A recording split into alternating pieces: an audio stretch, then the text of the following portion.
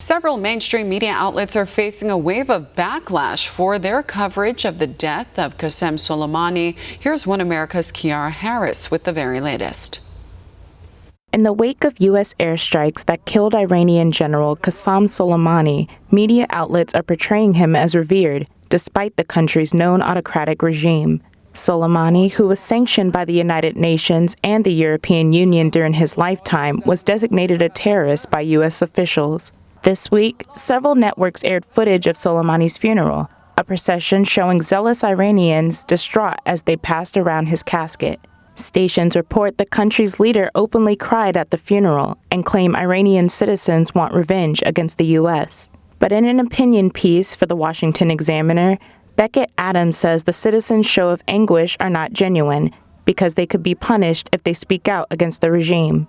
In another opinion article for NBC, an Iran native author, Parnaz Furatan, says Soleimani suppressed dissenting voices, and the only way to be successful in the country is to appear as a faithful patriot.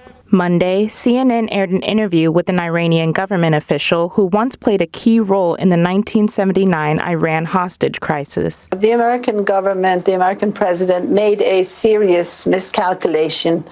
They made a serious mistake. But the network came under fire as the Iranian official called the recent drone airstrike a terrorist attack by the U.S. government and claimed Americans were rallying against the decision. However, CNN's anchor failed to tell viewers of the official's past, and a reporter posted videos on social media of the official admitting she would kill Americans if needed. Could you personally lift up a gun and put it to the head of one of these people and kill him? Yes, MSNBC was also called out for airing false reports of U.S. troops dying in a retaliation attack by Iran, while in reality, no lives were lost. We suffered no casualties.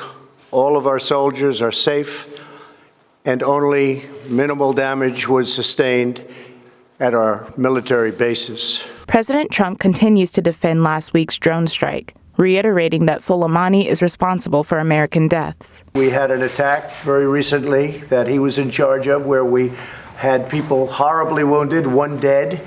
In fact, the number now, as of this morning, I believe is 2 dead, and that was his. And we saved a lot of lives by terminating his life. The Trump administration has denounced intentions of starting a war with Iran. However, President Trump says the U.S. will retaliate again if it becomes necessary. As the U.S. battles to address misinformation in the country, it has become increasingly important for the press and social media sites to ensure factual information is reaching Americans.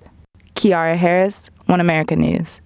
Want to see more videos like this? Click on the link below and subscribe to One America News on YouTube. And call your cable provider and kindly demand that One America News is added to your lineup. Call and subscribe today.